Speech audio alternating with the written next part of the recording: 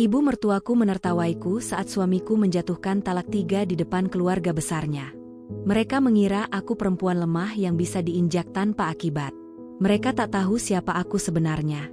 Saat itu juga ku buat tawa mereka menjadi duka. Sebelum mulai, yuk absen dulu di kolom komentar. Dari kota mana saja? Sobat Kisah? Jangan lupa like dan subscribe ya. Dukunganmu membuat channel ini terus berkembang dan bisa menyajikan cerita yang lebih seru. Terima kasih. Namaku Nadia. Nama itu sering terdengar lembut di telinga orang lain. Namun bagiku, namaku adalah perjalanan yang penuh lapisan. Ada versi Nadia yang dikenal banyak orang, dan ada Nadia yang hanya hidup di dalam dadaku, bersembunyi di balik senyum yang selalu kupakai rapi. Siang itu, aku duduk di ruang keluarga rumah ibu mertuaku, rumah besar dengan dinding berwarna krem dan jendela-jendela tinggi yang membiarkan cahaya matahari masuk tanpa permisi. Meja makan panjang di hadapan kami dipenuhi aneka hidangan. Aroma masakan bercampur menjadi satu, menimbulkan kehangatan yang seharusnya menenangkan. Suara tawa bersahut-sahutan. Piring dan sendok saling beradu. Anak-anak berlarian, para sepupu berbincang, dan para orang tua saling bertukar cerita lama. Aku ikut tersenyum. Tanganku terlipat rapi di atas pangkuan. Punggungku tegak. Kerudungku terpasang sempurna. Aku tahu bagaimana caranya menjadi istri yang pantas dibanggakan. Aku tahu bagaimana caranya terlihat bahagia. Enda, nambah lagi ya sayurnya. Kamu kurusan, kata ibu mertua sambil tersenyum lebar. Aku mengangguk sopan. Iya, Bu. Terima kasih. Suaraku terdengar normal. Tidak bergetar. Tidak terlalu pelan. Aku sudah terlatih untuk itu. Damar duduk di sebelahku. Suamiku. Lelaki yang kupilih, yang dulu kupikir akan menjadi rumah paling aman. Ia tersenyum tipis, menanggapi candaan pamannya, tertawa seperlunya, lalu kembali diam. Bahunya tegap, wajahnya rapi, seperti biasa. Tidak ada yang aneh bila dilihat sekilas. Tidak ada yang janggal bila hanya mengamati dari luar. Namun aku mengenalnya terlalu lama untuk tidak menyadari jarak itu. Jarak yang tidak tercipta oleh kursi di antara kami, melainkan oleh sesuatu yang tak lagi bisa kusebutkan dengan kata-kata. Aku menoleh sekilas ke arahnya. Matanya kosong sesaat sebelum kembali hidup ketika seseorang menyapanya. Sejak kapan aku mulai menghitung detik-detik ketika suamiku terlihat benar-benar hadir? Sejak kapan aku mulai merasa seperti tamu dalam hidupku sendiri? Mas Damar kelihatan makin sukses sekarang, ujar salah satu sepupu dengan nada kagum. Perusahaannya berkembang pesat. Ya? Damar tersenyum kecil. Masih proses. Jawaban singkat. Aman. Tidak membuka ruang diskusi. Aku kembali tersenyum. Peranku adalah menguatkan citra itu. Istri CEO muda yang sederhana, pendiam, dan mendukung penuh suaminya. Aku tahu betul apa yang diharapkan dariku, dan selama ini aku tak pernah meleset. Namun di balik senyumku, ada denyut pelan yang terus mengetuk, seperti peringatan yang tak kunjung berhenti. Aku ingin berkata bahwa kebahagiaan bukan sekadar tawa di meja makan. Aku ingin berkata bahwa malam-malamku sering kulewati dalam diam, menunggu seseorang yang pulang dengan tubuh tapi tidak dengan jiwa. Aku ingin berkata bahwa aku lelah menebak-nebak, lelah menahan tanya, lelah berpura-pura kuat. Tapi aku tetap diam. Karena perempuan sepertiku diajarkan untuk menjaga. Menjaga suasana. Menjaga nama baik. Menjaga rumah tangga, bahkan ketika rumah itu mulai retak dari dalam. Aku mengingat diriku beberapa tahun lalu, Nadia yang sederhana, yang tidak pernah membayangkan hidup dalam lingkaran keluarga besar seperti ini. Aku tumbuh dari keluarga biasa. Ayahku pekerja keras yang pulang dengan tangan kasar dan hati lembut. Ibuku perempuan tangguh yang jarang mengeluh, meski hidup tidak selalu ramah. Dari mereka aku belajar satu hal penting. Bertahan seringkali dianggap sebagai bentuk cinta paling tinggi. Mungkin itu sebabnya aku bertahan terlalu lama. Enda, kamu bahagia kan? Tanya salah satu bibi tiba-tiba, menatapku penuh rasa ingin tahu. Pertanyaan itu ringan. Nadanya bersahabat. Namun dadaku terasa seperti diremas. Aku tersenyum lebih lebar. Alhamdulillah. Satu kata. Sempurna. Tidak menimbulkan kecurigaan. Tak seorang pun melihat tanganku yang mengencang. Tak seorang pun mendengar napasku yang sedikit tertahan. Tak seorang pun tahu bahwa kata itu nyaris terasa asing di lidahku sendiri. Aku melirik jam dinding. Detiknya bergerak perlahan. Waktu terasa berjalan, namun juga seakan menunggu sesuatu. Aku tidak tahu apa. Hanya ada firasat yang menempel sejak pagi, seperti bayangan yang menolak pergi. Aku mencoba mengusirnya. Mungkin aku terlalu sensitif. Mungkin aku hanya lelah. Mungkin semua istri memang melalui fase seperti ini, fase ketika cinta berubah bentuk dan perhatian menjadi sesuatu yang harus diminta. Aku ingin percaya itu. Di luar, langit cerah. Tidak ada tanda hujan. Tidak ada awan gelap. Segalanya tampak normal, bahkan indah. Seperti kebahagiaan yang dipajang rapi, tanpa cacat. Namun aku tahu, sesuatu yang tampak utuh dari luar bisa saja telah rapuh di dalam. Dan tanpa kusadari, hari itu bukan sekadar pertemuan keluarga biasa. Ia adalah ambang. Titik sebelum hidupku berubah arah. Aku masih tersenyum. Aku masih duduk di kursiku. Aku masih seorang istri. Namun entah mengapa, untuk pertama kalinya, aku merasa seolah sedang mengucapkan selamat tinggal pada diriku yang lama, tanpa tahu bahwa perpisahan itu akan terjadi dengan cara paling menyakitkan. Aku sering bertanya pada diriku sendiri, sejak kapan diam menjadi kebiasaanku. Bukan diam karena tak punya suara, melainkan diam karena terlalu sering suaraku tidak menemukan tempat untuk berlabuh. Pulang dari rumah ibu mertua sore itu, perjalanan terasa lebih panjang dari biasanya. Mobil melaju tenang di jalanan yang mulai lengang. Lampu-lampu toko menyala satu persatu, memantulkan cahaya kekuningan di kaca jendela. Damar menyetir dengan kedua tangan mantap di kemudi. Pandangannya lurus ke depan. Tidak ada obrolan ringan. Tidak ada candaan seperti dulu, saat kami masih saling berlomba menceritakan hal kecil yang kami temui di jalan. Aku menatap keluar jendela, pura-pura sibuk memperhatikan lalu lintas, padahal pikiranku penuh. Ada kalimat-kalimat yang ingin keluar sejak siang tadi, namun selalu tertahan di tenggorokan. Setiap kali aku membuka mulut, aku kembali menutupnya. Aku takut. Takut dianggap mengeluh. Takut dianggap tidak mengerti. Takut pertanyaanku justru menjadi beban tambahan di pundaknya yang sudah tampak berat. Rumah kami berdiri megah, namun sering terasa dingin. Lampu teras menyala otomatis saat mobil berhenti. Damar turun lebih dulu, membuka pintu rumah tanpa menoleh. Aku mengikutinya, menanggalkan sepatu, meletakkan tas, lalu berdiri sebentar di ruang tamu yang sunyi. "Mas mau makan?" tanyaku akhirnya, memecah keheningan. "Tidak. Aku mau ke ruang kerja," jawabnya singkat. Aku mengangguk. "Baik." Satu kata lagi yang terasa semakin sering kupakai. Ruang kerja Damar berada di lantai atas. Sejak beberapa bulan terakhir, ruangan itu seperti menjadi wilayah terlarang. Pintu sering tertutup. Lampu menyala hingga larut. Suara ketikan dan panggilan telepon tak jarang terdengar sampai dini hari. Aku pernah mencoba menemaninya, sekadar duduk diam sambil membacakan buku atau menyiapkan minuman hangat. Namun tatapan lelahnya selalu membuatku mundur pelan. Seolah kehadiranku hanya akan mengganggu. Aku menuju dapur, menyeduh teh untuk diriku sendiri. Tanganku bergerak otomatis. Rutinitas yang kulakukan tanpa perlu berpikir. Saat air panas menyentuh daun teh, uap tipis mengepul, menghangatkan wajahku. Untuk sesaat, aku memejamkan mata. Aku merindukan Damar yang dulu. Damar yang menatapku seolah aku adalah dunia kecilnya. Damar yang menelpon hanya untuk bertanya aku sudah makan atau belum. Damar yang memelukku dari belakang saat aku memasak. Lalu tertawa ketika aku mengeluh pura-pura kesal. Semua itu tidak hilang dalam semalam. Perubahannya pelan, nyaris tak terasa. Dimulai dari keterlambatan pulang, lalu akhir pekan yang dihabiskan di kantor, kemudian percakapan yang semakin pendek. Aku menyadarinya, tapi aku memilih memahami. Saat itu, aku berkata pada diriku sendiri bahwa ambisi bukanlah dosa.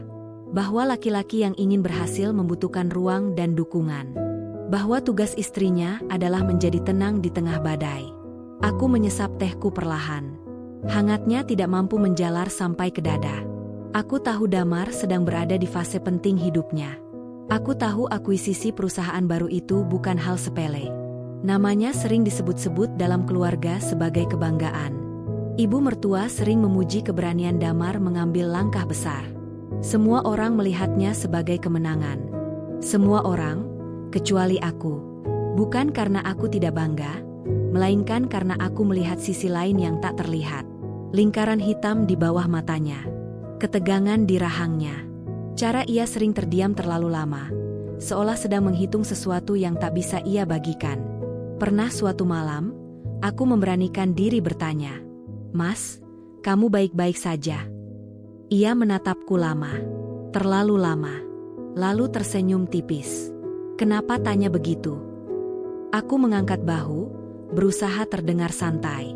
Kelihatannya capek. "Capek itu biasa," jawabnya, lalu kembali menunduk pada berkas-berkasnya. Sejak itu, aku belajar untuk tidak bertanya lagi. Malam semakin larut. Aku naik ke kamar sendirian. Tempat tidur terasa terlalu luas meski hanya untuk 2 orang. Aku merebahkan diri, menatap langit-langit. Bayangan kipas angin berputar perlahan, seperti pikiranku yang tak kunjung berhenti. Aku mencoba mengingat kapan terakhir kali kami benar-benar berbicara dari hati ke hati. Bukan soal jadwal, bukan soal pekerjaan, melainkan tentang kami. Tentang perasaan. Tentang ketakutan. Tentang mimpi yang dulu kami rajut bersama. Aku tak menemukannya. Yang ada hanya aku, seorang istri yang terlalu diam, meyakini bahwa kesabaran adalah kunci segalanya. Di luar kamar, langkah kaki terdengar. Pintu dibuka perlahan. Damar masuk tanpa suara. Ia berganti pakaian dengan gerakan pelan, lalu berbaring di sisiku. Tidak ada pelukan. Tidak ada sapaan. Hanya jarak yang tak kasat mata namun terasa nyata. Aku menoleh ke arahnya. Wajahnya terlihat lelah bahkan dalam tidur. Ada gura tegang yang belum juga hilang. Dalam hatiku, aku ingin memeluknya. Mengatakan bahwa apapun yang ia hadapi, ia tidak sendirian. Bahwa aku ada, bukan sebagai beban, melainkan sebagai tempat pulang. Namun tubuhku tetap diam. Karena aku takut, jika aku bergerak, segalanya akan runtuh. Aku takut jika aku bicara, jawabannya bukan yang siap kudengar. Malam itu, untuk pertama kalinya, aku menangis tanpa suara. Air mataku mengalir pelan, meresap ke bantal, menjadi saksi bisu bahwa seorang istri bisa begitu dekat secara fisik, namun begitu jauh secara batin. Aku tidak tahu bahwa keheninganku, yang kupikir sebagai bentuk pengertian, perlahan berubah menjadi celah. Celah yang kelak akan dimasuki keputusan paling kejam dalam hidupku. Dan tanpa kusadari, diamku bukan menyelamatkan apapun. Ia hanya menunda kehancuran yang sedang berjalan menuju kami. Aku tidak pernah menyangka bahwa sebuah perpisahan bisa dimulai dari tawa. Pagi itu rumah ibu mertua kembali ramai. Keluarga besar berkumpul untuk makan siang bersama. Alasan resminya sederhana, sekadar melepas rindu dan merayakan kebersamaan. Aku mengenakan gaun sederhana berwarna lembut, merapikan kerudung di depan cermin, lalu menarik napas panjang sebelum melangkah keluar kamar. Aku berkata pada bayanganku sendiri bahwa hari ini akan baik-baik saja. Bahwa tidak ada yang perlu kutakuti. Aku salah. Sejak memasuki ruang keluarga, suasana terasa lebih hidup dari sebelumnya. Candaan mengalir tanpa henti. Gelas-gelas terisi, piring berganti, dan suara tawa memenuhi udara. Aku duduk di samping Damar, seperti seharusnya. Tanganku sesekali menyentuh lengannya saat seseorang berbicara kepada kami berdua. Ia membalas dengan anggukan singkat. Tidak dingin, namun juga tidak hangat. Aku mencoba menikmati kebersamaan itu. Aku ikut tertawa ketika cerita lama diulang. Aku menyimak dengan saksama ketika para orang tua mengenang masa lalu. Aku melakukan semua yang biasa kulakukan sebagai Nadia yang dikenal orang-orang. Namun di balik itu, dadaku terasa sempit. Ada sesuatu dalam sikap Damar yang berbeda. Ia lebih banyak diam. Tatapannya sering kosong, seolah pikirannya berada di tempat lain. Sesekali ia mengepalkan tangan di atas paha, lalu melepaskannya kembali. Gerakan kecil, nyaris tak terlihat, tapi cukup untuk membuatku gelisah. Aku menoleh padanya dan berbisik pelan, "Mas, kamu gak apa-apa?" Ia menatapku singkat. Sangat singkat. "Iya," jawabnya. Satu kata. Lagi-lagi satu kata. Makan siang hampir selesai ketika suasana mencapai puncak kehangatan. Anak-anak tertawa keras. Seseorang memutar video lama di layar televisi. Ibu mertua tersenyum lebar, jelas menikmati momen itu. Aku ikut tersenyum, meski rahangku terasa kaku. Lalu, tanpa aba-aba, Damar berdiri. Awalnya aku mengira ia hanya ingin ke kamar kecil atau menerima telepon. Namun ia tidak melangkah pergi. Ia justru berdiri tegak di tengah ruangan, menarik perhatian semua orang. "Mas Damar mau bilang sesuatu?" tanya salah satu pamannya dengan nada bercanda. Ruangan perlahan menjadi sunyi. Semua mata tertuju padanya. Aku menatap suamiku dengan alis sedikit berkerut. Jantungku berdetak lebih cepat. Ada perasaan aneh yang merambat dari tengkuk hingga punggungku. Damar menarik napas dalam-dalam. Wajahnya pucat. Rahangnya mengeras. Tatapannya menyapu ruangan, lalu berhenti padaku. Aku tersenyum kecil padanya, berusaha menenangkan. Berusaha memberi sinyal bahwa apapun yang akan ia katakan, aku ada di sisinya. Ia tidak membalas senyumku. "Nadia," ucapnya pelan, namun suaranya terdengar jelas di keheningan. Aku menjawab dengan anggukan. "Iya, Mas." Kalimat berikutnya meluncur tanpa peringatan, tanpa pengantar, tanpa penjelasan. "Aku talak kamu." 3. Dunia berhenti. Aku tidak yakin apakah aku masih bernapas saat itu. Suara-suara di sekitarku seolah teredam, seperti aku berada di bawah air. Aku melihat bibir Damar bergerak, namun aku tidak lagi mendengar apapun selain dentuman keras di kepalaku sendiri. Talak. 3. Di depan semua orang. Seseorang menjatuhkan sendok. Suara logam beradu dengan lantai terdengar nyaring. Ibu mertua berdiri dengan wajah memucat, tangannya gemetar. Beberapa orang saling menatap, tak percaya dengan apa yang baru saja mereka dengar. "Apa maksud kamu, Damar?" Suara ibu mertua bergetar. Aku masih duduk. Tubuhku kaku. Pandanganku terpaku pada wajah lelaki yang baru saja mencabut statusku sebagai istri di hadapan keluarganya sendiri. "Mas," suaraku keluar lirih, nyaris tidak terdengar. "Kenapa?"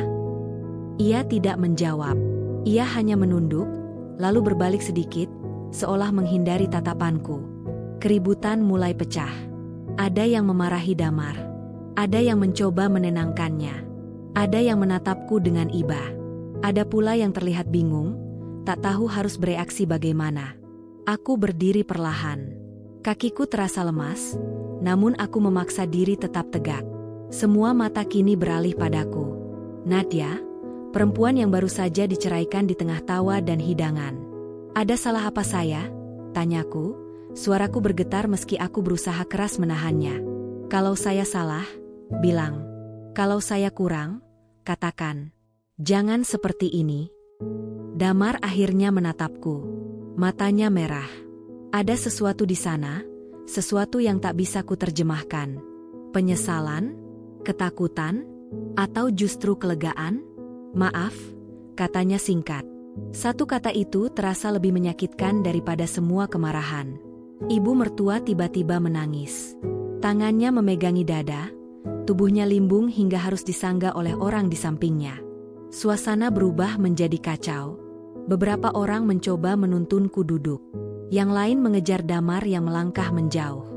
Aku merasa seperti berdiri di tengah reruntuhan, sendirian. Aku ingin berteriak. Aku ingin menangis. Aku ingin memukul dadanya dan bertanya mengapa. Namun yang keluar dariku hanyalah keheningan. Di dalam diriku, ada sesuatu yang pecah. Bukan dengan suara keras, melainkan dengan sunyi yang panjang dan dalam. Hari itu, aku kehilangan lebih dari sekadar status sebagai istri. Aku kehilangan pegangan. Aku kehilangan masa depan yang selama ini kubayangkan.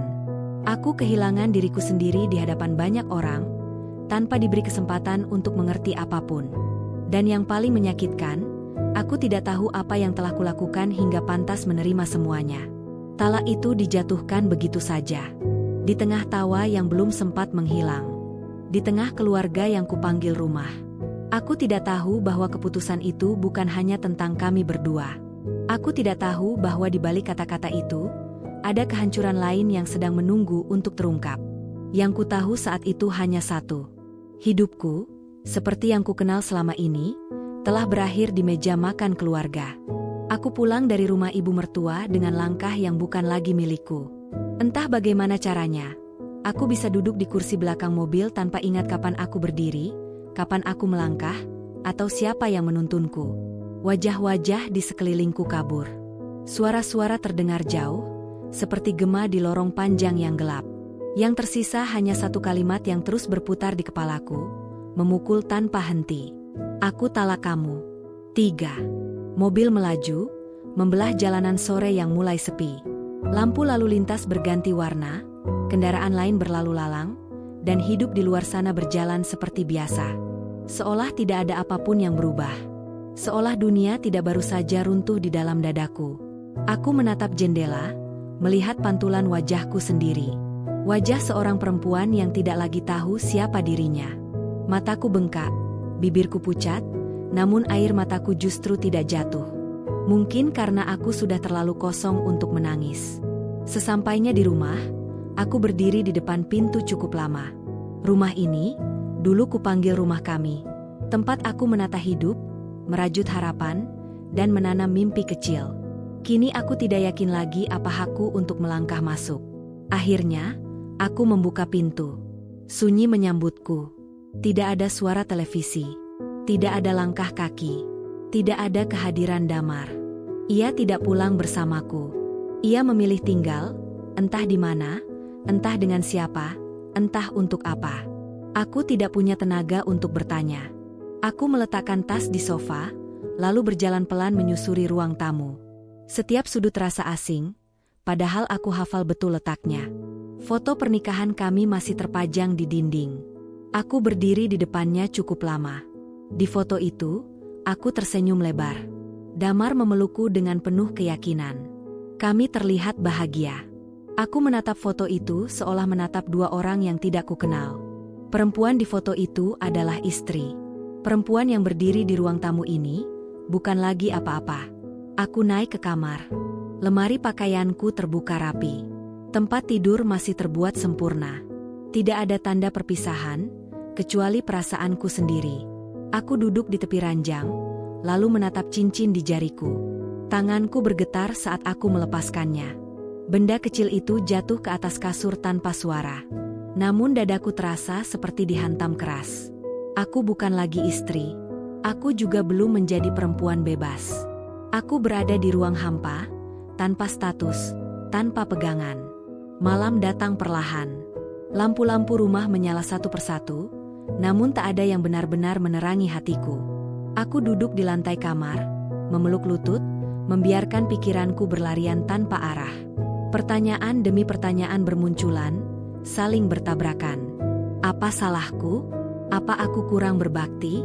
Apa aku tidak cukup mendukung? Apa ada perempuan lain? Tidak ada jawaban. Damar menceraikanku tanpa sebab, tanpa diskusi, tanpa amarah sebelumnya. Semua terjadi begitu cepat hingga aku tak sempat mempersiapkan diriku untuk runtuh. Ponselku bergetar. Nama ibu mertua muncul di layar. Aku menatapnya lama sebelum akhirnya mengangkat. Nadia, suaranya parau. Maafin ibu. Ibu nggak tahu apa yang ada di kepala Damar. Aku menelan ludah. Nggak apa-apa, Bu. Bahkan dalam hancurku, aku masih berusaha menenangkan orang lain.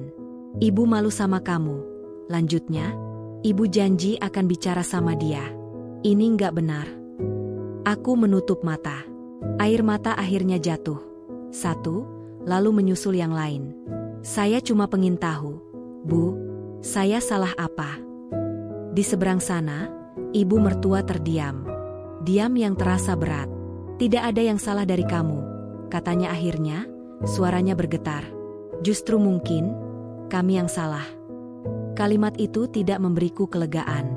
Ia justru menambah luka. Telepon ditutup. Aku kembali sendirian. Aku berbaring di ranjang, menatap langit-langit kamar. Setiap detik terasa panjang. Aku mendengar suara jam dinding berdetak, mengingatkanku bahwa waktu tidak peduli pada patah hatiku.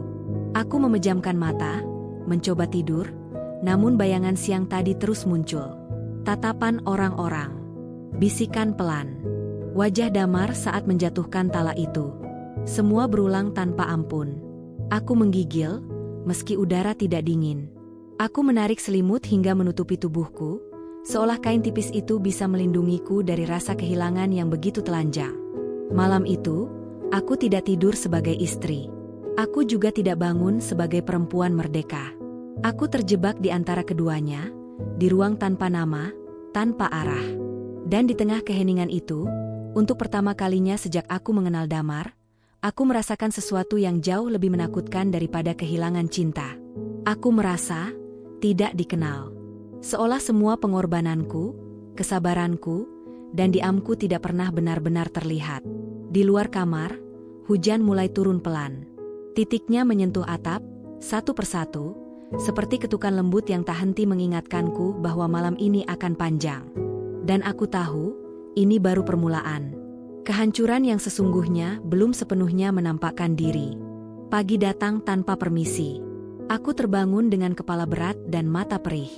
Sinar matahari menyelinap melalui celah tirai, jatuh tepat di wajahku, seolah memaksaku kembali ke dunia yang belum siap kuhadapi. Untuk sesaat, aku lupa. Aku lupa siapa diriku semalam. Aku lupa apa yang telah terjadi.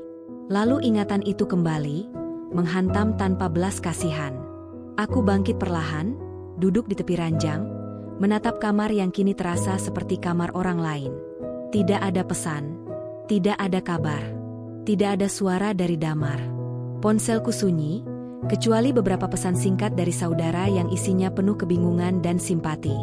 Aku membalas seadanya. Terima kasih. Mohon waktu. Doakan saja. Aku tidak punya tenaga untuk menjelaskan apa yang bahkan aku sendiri belum pahami. Aku turun ke dapur, membuat secangkir kopi yang rasanya pahit. Tangan ini gemetar saat menuang air panas. Kepalaku penuh, namun ada satu hal yang mulai terasa jelas sejak pagi itu. Talak itu bukan ledakan emosi. Talak itu terlalu terencana. Damar bukan laki-laki impulsif. Ia selalu berpikir sebelum bertindak. Ia tidak akan menjatuhkan keputusan sebesar itu tanpa alasan yang, setidaknya bagi dirinya sendiri, masuk akal. Kesadaran itu membuat dadaku semakin sesak. Aku mencoba mengingat kembali beberapa bulan terakhir, menyusun potongan-potongan kecil yang dulu kuabaikan. Telepon-telepon larut malam yang mendadak terputus ketika aku mendekat. Wajah ibu mertua yang sering terlihat cemas saat membahas bisnis. Bisik-bisik yang berhenti ketika aku masuk ruangan. Semua itu dulu kuterima sebagai bagian dari dunia yang tidak perlu ku ketahui. Kini, semua tampak seperti tanda. Siang itu, aku memutuskan datang ke rumah ibu mertua. Aku tidak memberi kabar. Aku hanya merasa perlu melihatnya. Ada banyak hal yang ingin kutanyakan, dan aku tahu, bila aku menunda, keberanianku akan kembali runtuh. Rumah itu tidak seramai kemarin. Sunyi. Tirai jendela tertutup setengah. Ibu mertua duduk di ruang tengah, wajahnya tampak lebih tua dari yang kuingat. Matanya sembab, seolah belum berhenti menangis. Nadia, ia berdiri saat melihatku. Kamu datang. Aku mengangguk, lalu duduk di hadapannya. Tidak ada basa-basi. Tidak ada teh atau camilan. Kami berdua terlalu lelah untuk berpura-pura. Bu, aku membuka suara pelan. Saya ingin jujur. Saya tidak mengerti apa yang terjadi. Damar menceraikan saya tanpa sebab. Kalau ini tentang kesalahan saya, tolong katakan. Ia menunduk. Tangannya saling menggenggam erat. Bukan karena kamu, katanya akhirnya. Percayalah. Aku menunggu. Ia menarik napas panjang, lalu menghembuskannya perlahan. Damar sedang menghadapi masalah besar. Jantungku berdegup lebih cepat. Masalah apa? Ibu mertua ragu sejenak, lalu berkata, perusahaan yang dia ambil alih itu tidak sebersih yang terlihat.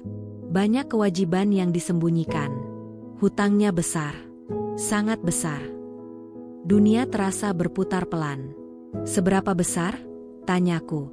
Ia menggeleng, air mata jatuh tanpa suara. Ibu tidak tahu semua detailnya. Tapi cukup untuk menghancurkan nama dan kehidupan kami kalau sampai terbuka. Aku terdiam. Potongan-potongan itu kini mulai menyatu. Lalu apa hubungannya dengan saya? Tanyaku lirih. Ibu mertua mengangkat wajahnya. Tatapan itu penuh rasa bersalah.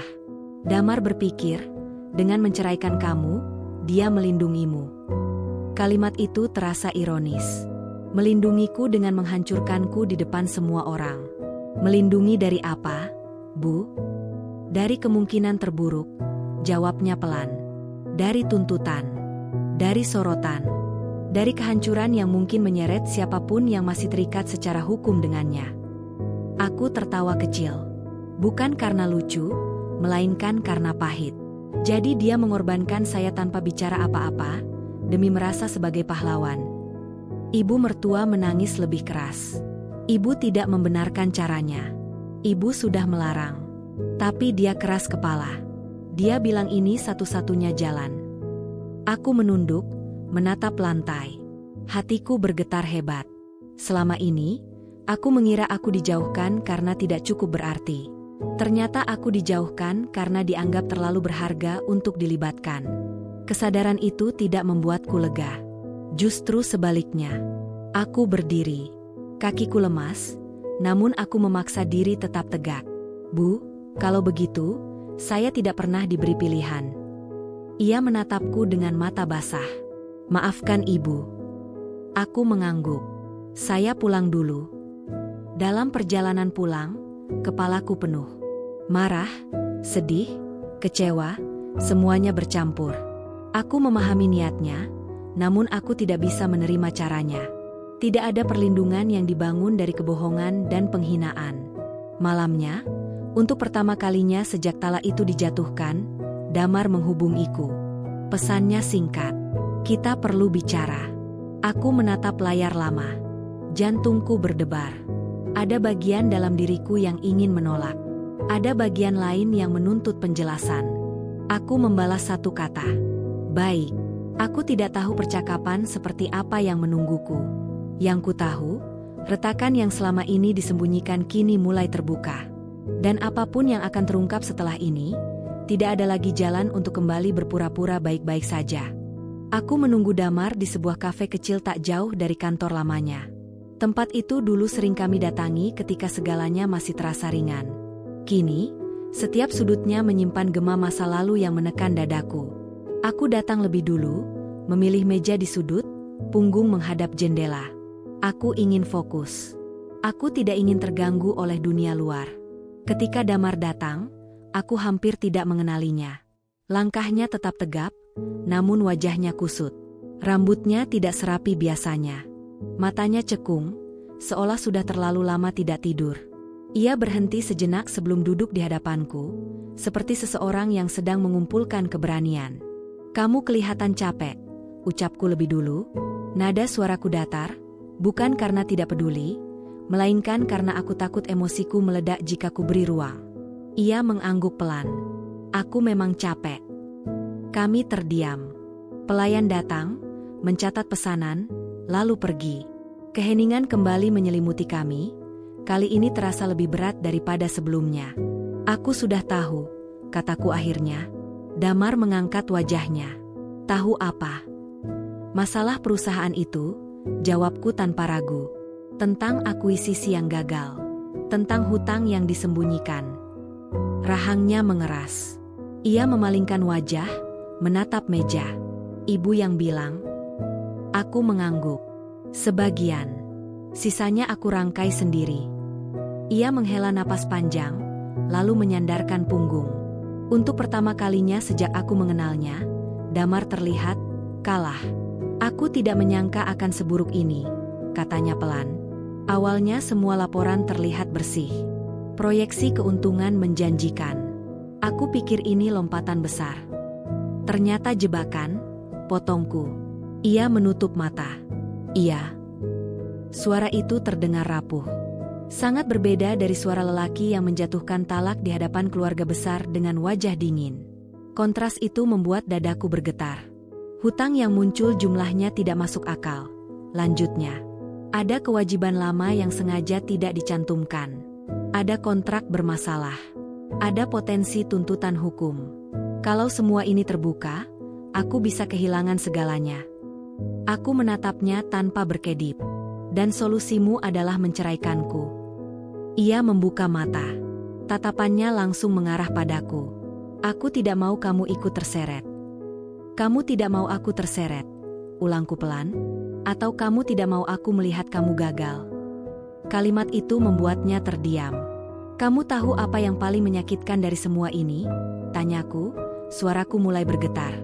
Bukan talaknya, bukan caranya, tapi kenyataan bahwa kamu tidak mempercayaiku cukup untuk berdiri di sampingmu. Nadia, kamu memutuskan sendiri, lanjutku, menahan air mata. Kamu menganggap aku rapuh. Kamu menganggap aku beban. Kamu tidak memberiku hak untuk memilih. Ia mengepalkan tangan. Aku tidak sanggup melihatmu hancur bersamaku. Aku tersenyum pahit. Dan kamu pikir aku tidak hancur sekarang? Pelayan datang membawa minuman, lalu pergi dengan cepat, menyadari ketegangan yang menggantung di udara. Aku menunduk sejenak, menarik napas dalam-dalam. Mas, ucapku lebih tenang, kamu sudah menjatuhkan talak 3. Kamu tahu artinya. Ia mengangguk. Aku tahu. Tidak ada rujuk, lanjutku. Tidak ada perbaikan. Tidak ada kita. Aku melihat sesuatu runtuh di matanya. Sesuatu yang selama ini ia tahan dengan keras kepala. Aku tidak berpikir sejauh itu saat itu, katanya lirih. Aku cuma ingin cepat. Aku panik. Kata itu menggema di kepalaku. Panik. Jadi kehormatanku dikorbankan demi kepanikan. Nadia, katanya lagi, kali ini suaranya serak. Keadaannya makin buruk. Tadi pagi aku dapat kabar dari tim keuangan. Aku mengangkat alis. Apa lagi? Ia menunduk, seolah sulit mengucapkannya. Perusahaan itu tidak hanya bermasalah secara finansial. Ada indikasi manipulasi data lama. Kalau penyelidikan dibuka, namaku bisa ikut tercantum. Dadaku berdesir dingin. Inilah yang ibu mertuanya maksud. Kehancuran yang sesungguhnya. Dan ibu kamu? Tanyaku.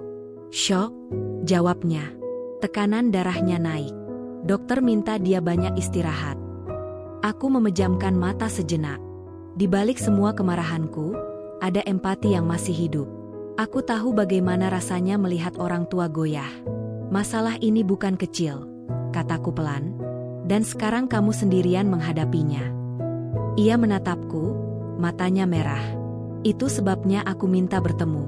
Aku tahu aku tidak berhak meminta apapun. Tapi aku ingin kamu tahu, aku menyesal. Penyesalan itu datang terlambat. Aku berdiri perlahan. Kakiku gemetar. Namun hatiku terasa anehnya lebih tegak dari sebelumnya. Kamu sudah membuat pilihan, Damar. Sekarang hadapi konsekuensinya. Ia ikut berdiri. Apa kamu membenciku?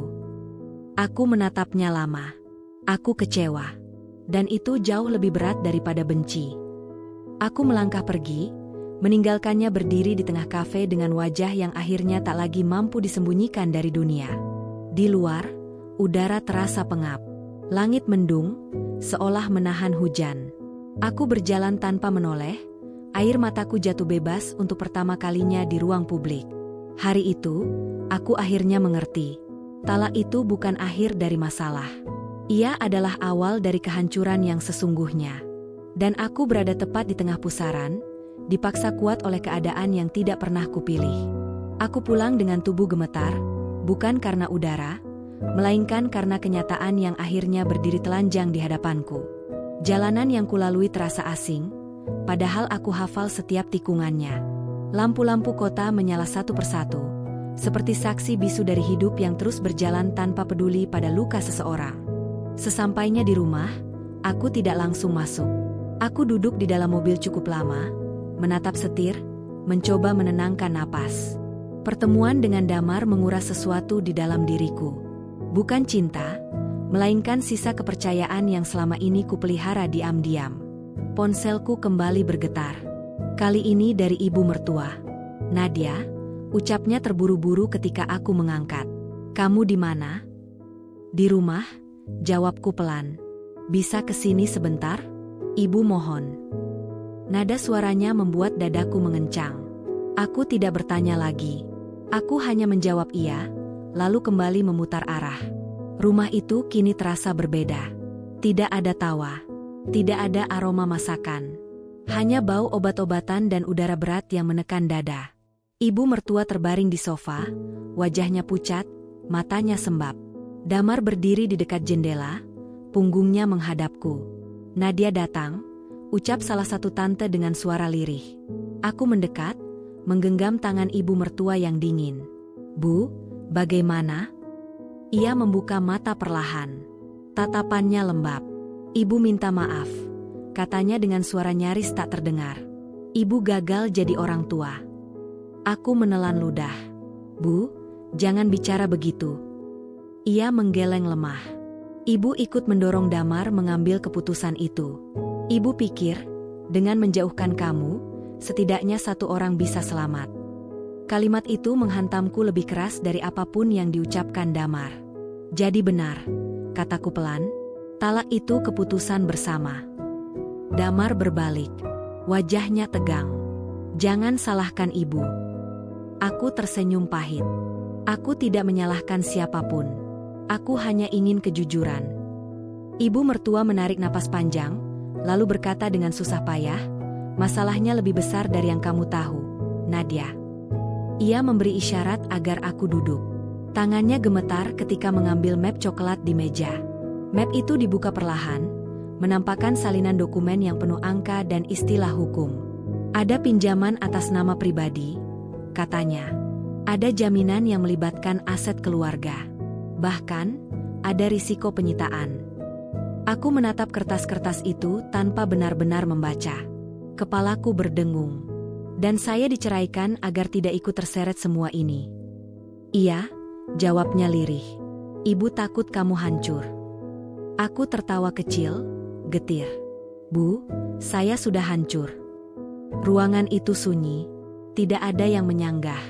Aku berdiri. Tubuhku terasa ringan, anehnya. Seperti seseorang yang akhirnya melepaskan beban setelah lama memikulnya sendirian. "Kalian membuat keputusan besar atas hidup saya tanpa bertanya," ucapku, suaraku tegas meski bergetar. "Kalian menyebutnya perlindungan, padahal itu pengkhianatan." Damar melangkah mendekat. "Nadia, aku..." "Tidak," potongku. "Tolong dengarkan sekali ini saja." Ia terdiam. "Aku istrimu," lanjutku. "Atau setidaknya, aku pernah menjadi istrimu. Aku bukan anak kecil yang harus disembunyikan dari kenyataan. Aku berhak tahu. Aku berhak memilih. Tapi kalian mencabut semua itu." Air mata akhirnya jatuh. Namun suaraku tetap berdiri tegak. "Kamu tahu apa akibatnya menjatuhkan talak 3? Tanyaku menatap Damar lurus. "Bukan cuma tentang kita yang berakhir, tapi tentang caramu memutuskan sesuatu yang sakral dengan panik dan ego." Damar menunduk. Bahunya bergetar. "Aku takut." "Aku juga," jawabku lirih. "Tapi aku tidak lari." Ibu mertua menangis tanpa suara. Tangannya menutup wajah. Untuk pertama kalinya, aku melihatnya bukan sebagai perempuan kuat yang selalu mengatur segalanya, melainkan seorang ibu yang gagal melindungi dengan cara yang benar. Aku mengambil tas. "Saya pamit." "Kamu mau kemana?" tanya Damar panik. Aku berhenti di ambang pintu. Ke tempat yang tidak menjadikan saya korban dari ketakutan orang lain. Aku melangkah keluar tanpa menoleh. Di luar, hujan akhirnya turun deras. Seolah langit ikut menumpahkan beban yang selama ini ditahannya. Malam itu, di bawah hujan, aku berjalan sendirian. Tidak ada payung. Tidak ada yang menahan. Air hujan bercampur air mata. Namun untuk pertama kalinya, aku merasa jujur pada diriku sendiri. Kebenaran itu datang terlambat. Namun ia datang dengan satu kepastian. Aku tidak akan lagi membiarkan siapapun memutuskan hidupku atas nama cinta atau perlindungan. Dan di tengah kehancuran mereka, aku mulai menemukan diriku yang baru. Hujan belum benar-benar reda ketika aku tiba di tempat yang kusiapkan sebagai persinggahan sementara. Sebuah rumah kecil milik sahabat lamaku, Mira, yang sejak awal pernikahanku selalu menjadi tempat pulang paling jujur. Ia tidak banyak bertanya ketika melihat kondisiku. Ia hanya memelukku erat, membiarkanku menangis hingga napasku kembali teratur. Malam itu, Aku tidak banyak bicara. Tubuhku lelah, pikiranku lebih lelah lagi. Aku tertidur dengan sisa air mata di pipi, dan bangun keesokan paginya dengan perasaan aneh. Bukan tenang, melainkan hening. Seperti setelah badai besar berlalu dan meninggalkan puing-puing yang harus dipilah satu persatu. Berita mulai menyebar. Awalnya hanya bisik-bisik, lalu potongan kabar. Hingga akhirnya nama Damar disebut-sebut dalam lingkaran bisnis dengan nada yang tidak lagi penuh kagum. Aku mengetahuinya bukan dari media, melainkan dari pesan singkat yang masuk ke ponselku tanpa henti. Ada yang bertanya, ada yang bersimpati, ada pula yang diam-diam ingin tahu sejauh mana aku tahu. Aku memilih diam. Sementara itu, keadaan keluarga Damar semakin memburuk. Ibu mertuaku kembali masuk rumah sakit. Tekanan yang menumpuk, rasa bersalah yang menggerogoti, dan ketakutan akan kehilangan segalanya membuat tubuhnya menyerah. Mira membaca kabar itu dari raut wajahku ketika aku terdiam terlalu lama. "Kamu mau ke sana?" tanyanya hati-hati. Aku menggeleng pelan. "Tidak sekarang." Bukan karena aku kejam, melainkan karena aku tahu, jika aku datang, aku akan kembali diposisikan sebagai penopang, bukan sebagai manusia yang juga terluka. Dan kali ini, aku memilih menjaga diriku sendiri. Hari-hari berikutnya kulewati dengan menyusun ulang hidupku. Aku kembali bekerja. Aku mengurus dokumen-dokumen yang sempat terabaikan.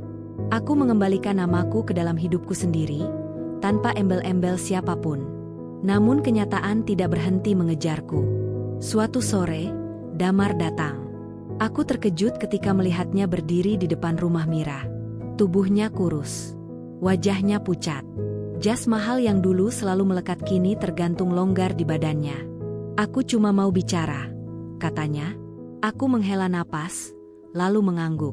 10 menit. Kami duduk di teras. Tidak ada kemewahan. Tidak ada ruang tertutup. Hanya dua orang dewasa yang pernah saling mencintai dan kini berdiri di sisa-sisa keputusan. "Penyelidikan sudah berjalan," katanya tanpa basa-basi. "Beberapa aset dibekukan. Mitra-mitra mundur. Namaku tidak lagi bersih." Aku menatap ke depan, bukan padanya. Itu risiko dari ambisi yang tidak dikawal dengan jujur. Ia tersenyum pahit. "Kamu selalu bisa melihat lebih jernih dariku." "Karena aku tidak silau oleh kuasa," jawabku pelan.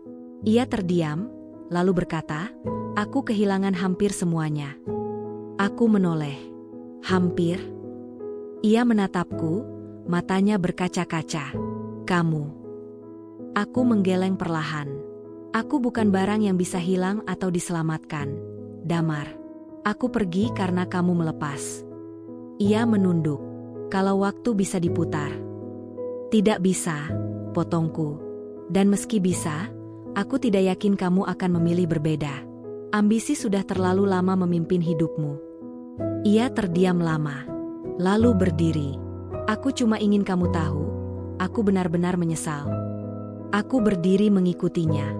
Penyesalan tidak selalu meminta dimaafkan. Kadang ia hanya perlu diterima sebagai akibat. Ia menatapku untuk terakhir kalinya, lalu pergi tanpa menoleh. Malam itu, aku duduk sendiri di kamar. Aku memikirkan semua yang terjadi. Tentang cinta yang kalah oleh ambisi. Tentang perlindungan yang berubah menjadi penghancuran. Tentang harga yang harus dibayar ketika seseorang memilih jalan tanpa kejujuran. Aku tidak merasa menang. Aku juga tidak merasa kalah. Aku hanya merasa selesai. Puncak kehancuran itu tidak hanya milik Damar dan keluarganya. Ia juga milikku. Namun dari titik itulah, aku melihat satu hal dengan jelas. Aku tidak lagi hidup di bawah bayang-bayang siapapun. Aku berdiri di atas luka, bukan terkubur di dalamnya. Dan untuk pertama kalinya sejak lama, aku menatap masa depan tanpa rasa takut, meski jalannya belum sepenuhnya terlihat. Pagi datang dengan cara yang berbeda. Aku terbangun bukan oleh gelisah, melainkan oleh cahaya matahari yang jatuh lembut di lantai kamar. Tidak ada dada sesak. Tidak ada pikiran yang berlarian tanpa arah. Luka itu masih ada, namun ia tidak lagi menguasai napasku. Aku membuat sarapan sendiri. Sederhana, roti panggang dan segelas air hangat. Saat duduk di meja kecil, aku menyadari satu hal yang selama ini luput dariku. Aku jarang benar-benar duduk bersama diriku sendiri, tanpa merasa bersalah, karena tidak melayani siapapun. Hari itu, aku memilih diriku. Aku mulai membereskan hal-hal yang tertunda sejak lama. Dokumen pribadi, arsip kerja, dan rencana yang pernah kupendam karena merasa tidak pantas memiliki mimpi sendiri. Aku mengajukan cuti singkat dari kantor untuk menata ulang arah hidupku. Bukan untuk lari, melainkan untuk melangkah dengan sadar. Kabar tentang Damar terus berdatangan, meski aku tidak mencarinya. Proses hukum berjalan. Namanya kerap disebut dalam percakapan orang-orang dengan nada beragam, dari simpati hingga penghakiman. Aku membaca sekilas, lalu menutup layar. Aku tidak lagi merasa perlu mengikuti setiap detailnya. Masa laluku tidak harus menjadi pusat hidupku. Suatu siang, aku menemui orang tuaku. Sudah terlalu lama aku menunda pertemuan itu, takut mereka melihat kehancuranku. Namun ketika aku duduk di ruang tamu rumah sederhana tempat aku dibesarkan, semua ketakutanku runtuh. Ibuku memelukku lama tanpa bertanya. Ayahku menepuk bahuku pelan, matanya berkaca-kaca namun penuh keteguhan. "Kamu pulang?" kata ibuku. "Iya," jawabku. "Aku pulang." Di rumah itu, aku tidak perlu menjelaskan apapun. Mereka tidak menuntut alasan. Mereka hanya ada.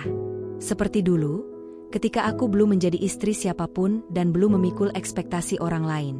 Malamnya, aku berbicara banyak dengan ibuku. Tentang pernikahan. Tentang diam yang kupelihara. Tentang luka yang kuterima tanpa protes. Ia mendengarkan tanpa menyela, lalu berkata satu kalimat yang mengubah caraku memandang diriku sendiri. "Kesabaran itu mulia, nak. Tapi kalau ia membuatmu kehilangan dirimu, itu bukan lagi kebajikan." Kalimat itu menancap dalam-dalam. Hari-hari berikutnya, aku mulai membangun hidupku dengan langkah kecil namun pasti. Aku pindah ke tempat tinggal yang lebih dekat dengan kantor. Aku menata ulang rutinitasku. Aku kembali tertawa tanpa merasa bersalah. Aku kembali bermimpi tanpa takut dianggap egois. Aku juga mulai bicara. Bukan dengan teriakan, melainkan dengan kejujuran. Aku belajar menyampaikan keberatan. Aku belajar berkata tidak. Aku belajar bahwa keberanian tidak selalu berbentuk perlawanan keras. Kadang ia hadir sebagai ketegasan yang tenang. Suatu sore, saat aku duduk di kafe sendirian, aku melihat pantulan diriku di kaca. Wajahku terlihat lebih dewasa. Mataku tidak lagi mencari pengakuan. Ada ketenangan yang lahir dari penerimaan. Aku tidak menunggu permintaan maaf. Aku tidak menunggu keadilan versi siapapun. Aku menunggu diriku sendiri untuk pulih sepenuhnya. Dan saat itu datang, aku tahu, aku tidak lagi berdiri sebagai korban. Aku berdiri sebagai perempuan yang telah kehilangan, namun tidak lagi tersesat. Aku tidak tahu seperti apa masa depanku. Aku tidak tahu apakah suatu hari aku akan kembali membuka hati. Namun satu hal kupastikan. Aku tidak akan pernah lagi mengecilkan diriku demi menjaga kebahagiaan orang lain. Aku telah jatuh. Aku telah hancur. Namun aku juga bangkit.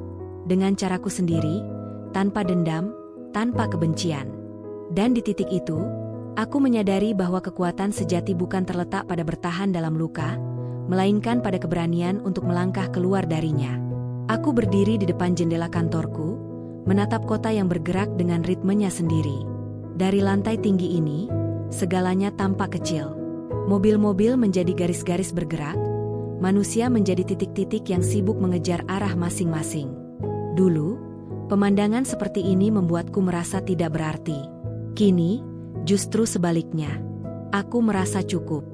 Hidupku tidak kembali seperti semula, dan aku tidak menginginkannya kembali. Versi lama dari diriku telah selesai. Ia telah mengajarkanku banyak hal, lalu berpamitan dengan cara yang menyakitkan namun jujur. Beberapa bulan telah berlalu sejak hari talak itu dijatuhkan. Waktu tidak menyembuhkan segalanya, tetapi ia memberi jarak. Dan jarak memberi ruang untuk bernapas. Aku mendengar kabar terakhir tentang Damar dari orang lain. Proses hukum yang ia hadapi berjalan panjang. Tidak ada akhir bahagia yang instan. Tidak ada kejatuhan dramatis yang memuaskan. Hanya rangkaian konsekuensi yang harus dijalani perlahan. Aku tidak ikut campur. Aku juga tidak menutup mata sepenuhnya. Aku hanya menempatkan diriku di tempat yang semestinya. Sebagai seseorang yang pernah mencintai, namun kini memilih selesai. Suatu sore, aku bertemu ibu mertuaku untuk terakhir kalinya. Ia datang dengan tubuh yang lebih kurus, namun tatapannya lebih jernih. Kami duduk berhadapan di sebuah ruang kecil yang sunyi. Tidak ada ketegangan. Tidak ada tuntutan. "Nadia," katanya pelan. "Terima kasih karena tidak membenci kami." Aku menggeleng. Membenci hanya akan mengikat saya pada masa lalu. Ia tersenyum tipis, matanya berkaca-kaca. "Kamu perempuan kuat." Aku tersenyum balik. "Saya hanya belajar." Kami berpisah dengan salam yang tenang. Tidak ada pelukan panjang. Tidak ada janji untuk bertemu lagi. Beberapa hubungan memang tidak harus diselamatkan. Ada yang cukup dikenang sebagai pelajaran. Di hari lain, aku berjalan sendirian di taman kota. Angin sore menyentuh wajahku lembut. Anak-anak tertawa. Pasangan berjalan berdampingan. Hidup terasa sederhana dan nyata. Aku duduk di bangku taman, membuka buku, lalu tersenyum tanpa sadar. Senyum itu tidak dibuat-buat. Aku tidak lagi tersenyum untuk menenangkan orang lain. Aku tersenyum karena hatiku benar-benar ringan. Aku telah melalui fase menjadi istri yang terlalu diam. Perempuan yang menahan luka demi menjaga citra. Manusia yang mengorbankan dirinya atas nama pengertian. Semua itu kini berada di belakangku. Aku adalah Nadia. Bukan mantan istri siapapun. Bukan korban dari ambisi orang lain. Aku adalah diriku sendiri. Jika ada satu hal yang kupelajari dari semua ini, maka itu adalah keberanian untuk jujur pada diri sendiri, bahkan ketika kejujuran itu menghancurkan hidup yang lama. Karena dari kehancuran itulah, ruang baru tercipta. Ruang untuk bernapas. Ruang untuk memilih. Ruang untuk hidup dengan utuh. Aku bangkit, bukan dengan kemarahan, melainkan dengan kesadaran. Aku melangkah, bukan untuk membuktikan apapun, melainkan untuk menghormati diriku sendiri. Dan ketika suatu hari nanti aku kembali mencintai, aku tahu, cinta itu tidak akan meminta diriku mengecil. Ia akan berdiri sejajar, saling menguatkan, bukan meniadakan. Aku menutup buku, bangkit dari bangku taman, lalu melangkah pulang. Dengan kepala tegak, dengan hati utuh, dengan senyum yang tidak lagi palsu. Tamat.